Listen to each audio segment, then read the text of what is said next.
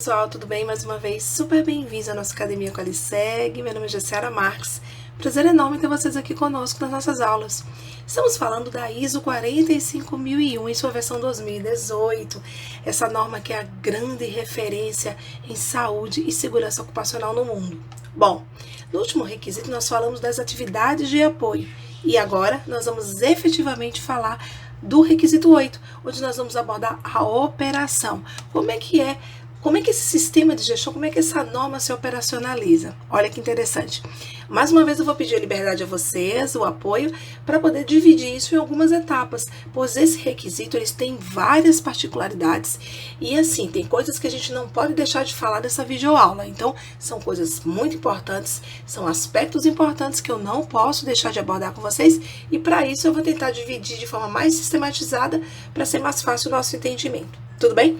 Primeira coisa, quando a gente fala em operação, já nasce aí uma grande diferença em relação à OSAS, a norma, na verdade, a norma anterior a 45.000, que era quem criava toda essa conjuntura de gerenciamento de saúde e segurança ocupacional.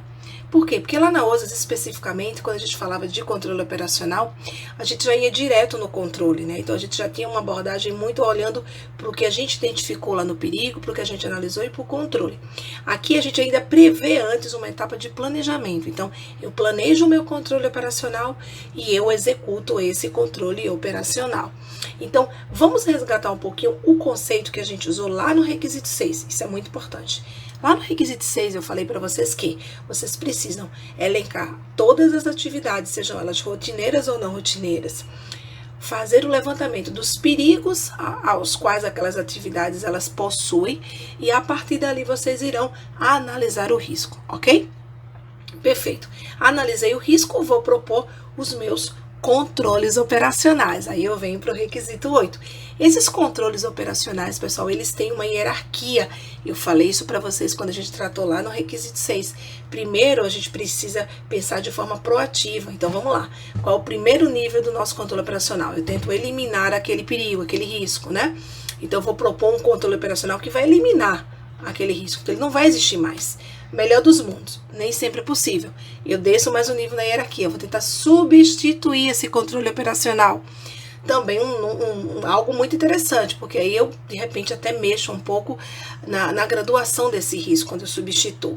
Não é possível, desço mais um nível. Vou para os controles de engenharia, os controles coletivos, controle esses que são inerentes ao equipamento, à engenharia, onde eu reduzi muito o fator humano. E quando a gente reduz o fator humano, a gente dá mais segurança, porque a gente tira da mão da pessoa aquela decisão de ser ou não preventivo. Não é possível.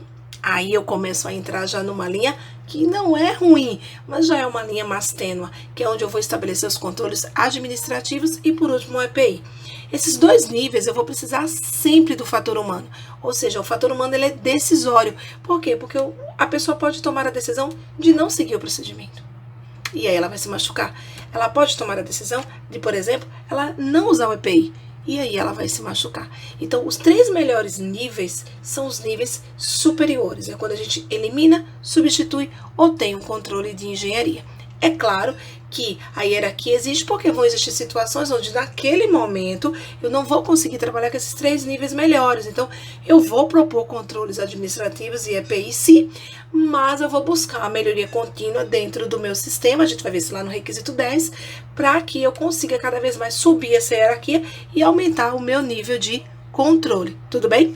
Aí ela vai trazer pra gente uma coisa bem interessante, que ela vai falar da eliminação dos riscos e redução.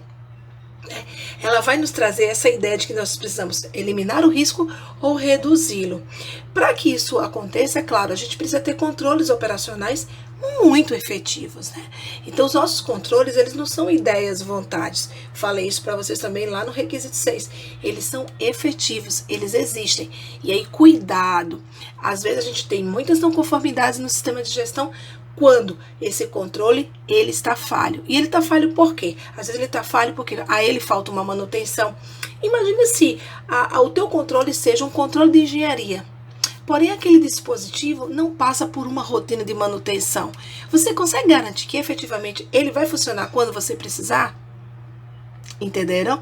Então, o controle operacional tem essa particularidade, ele precisa ser mantido. E para ser mantido, atrás dele tem que ter toda uma infraestrutura. Às vezes é uma rotina de inspeção, às vezes é uma rotina de verificação. Vai depender do controle operacional que você estabeleceu. Um outro ponto que eu coloquei aqui para a gente conversar um pouquinho, e uma grande novidade também dentro desse requisito, é a gestão de mudanças. Cuidado, requisito novo que agora aparece nas 3 normas. A USAS não tinha tanto essa preocupação. Ela até falava em gestão de mudanças, mas aqui a gente tem um requisito inteiro. O que é uma gestão de mudança, gente? É aquilo que pode mexer no nosso processo. Então, a primeira coisa que a gente tem que se perguntar quando a gente faz uma boa gestão de mudanças é, primeira coisa, vamos lá, essa mudança, ela vai impactar no meu processo? Essa mudança vai impactar no meu levantamento de perigo? Opa, se a resposta for sim, eu tenho aí que gerenciá-la. Porque é muito comum, pessoal, é muito comum você, durante as auditorias, ou até no teu dia a dia mesmo, você chegar na área e se defrontar com algo que mudou, e você olha e fala assim, opa, esse risco aqui eu não mapeei. E por que a gente não mapeou? Porque efetivamente o processo mudou e a gestão de mudanças não rodou da forma que deveria ter rodado. Às vezes o mesmo acontece lá em treinamento. Você chega na área, vai conversar com o colaborador, ele está executando uma atividade que antes ele não executava. Só que para ele executar aquela atividade, ele precisa ter um mínimo de competência. A gente volta lá no requisito de qualificação, de competência. Então, a gestão de mudança, ela precisa ter um desenho de gestão que faça com que a gente enxergue aquilo que está mudando e que impacto isso tem junto ao sistema de saúde e segurança ocupacional. Isso é uma boa gestão de mudança, aquilo que vai fazer a gente enxergar esses possíveis impactos e que vai fazer com que a gente trabalhe preventivamente para que eles sejam os menores possíveis, ok? Até aí, tudo bem? E aí a gente vai chegar, claro, né, pessoal, dentro da 45 mil, agora numa grande inovação, a norma trouxe isso pra gente,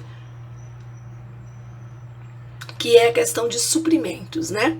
Então aqui eu queria abrir mesmo um parênteses super importante, porque ela vai trazer uma diferença entre quem é o contratado e quem é o terceiro, né? É uma questão de semântica? Não, não é. Nesse caso, não é. Olhando para 45 mil, não é. Nela, isso fica muito claro. Então, vamos lá. Primeiro, quem é a figura do contratado? Super simples, já falei isso inclusive em outros vídeos, super simples a gente identificar. Primeiro, é aquele que qualquer situação de risco da minha atividade, por exemplo, ele trabalha dentro da minha planta.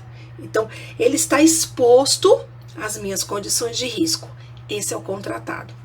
Segunda possibilidade, é aquele que eu estou exposta às condições de risco dele. Ele faz uma atividade, por exemplo, um trabalho frio, um trabalho quente, onde eu exponho o meu colaborador aos riscos da atividade dele. Esse é o contratado.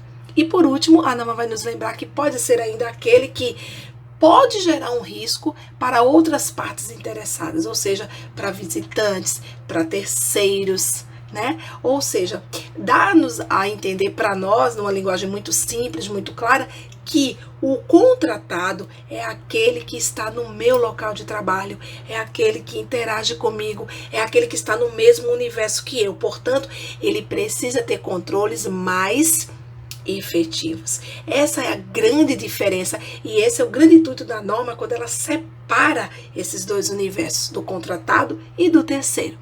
E quem seria o terceiro? Aquele que executa uma atividade para mim, aquele que eu terceirizo, mas que não necessariamente ele está ali dentro da minha planta, aquele que é mais factual, que é mais intermitente também.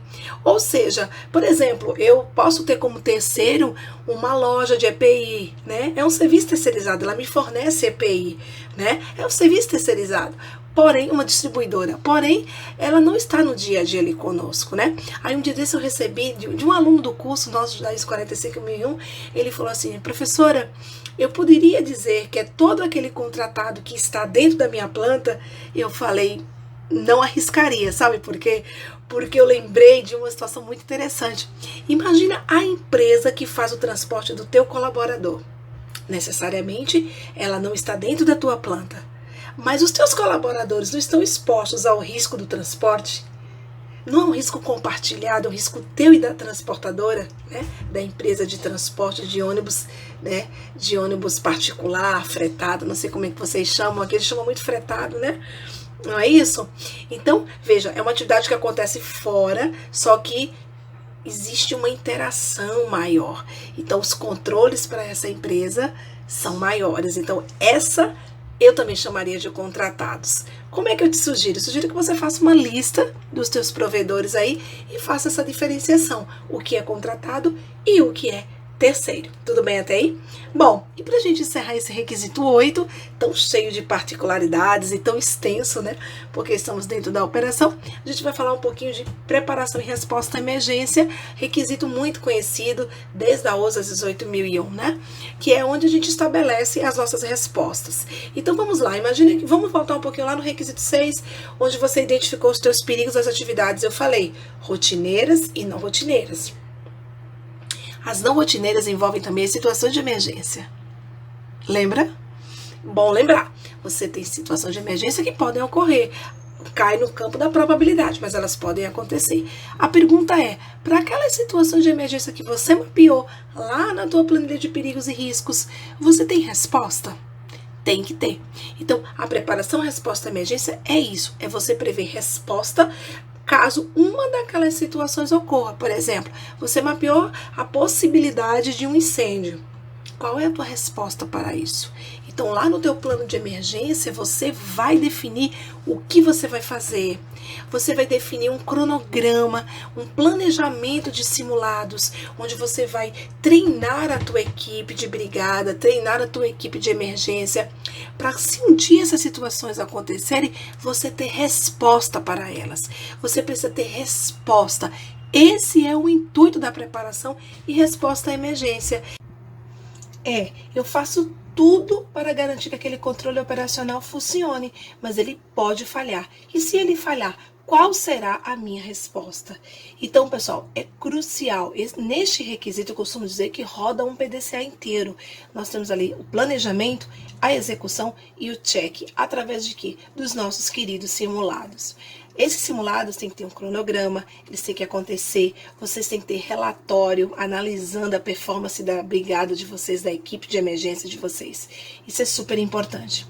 Bom, esse foi o nosso requisito 8, um pouquinho mais extenso, porque falamos da operação, mas eu espero que vocês tenham gostado. Encontro vocês logo mais, quando a gente for abordar o requisito 9. Vamos falar bastante de avaliação e monitoramento.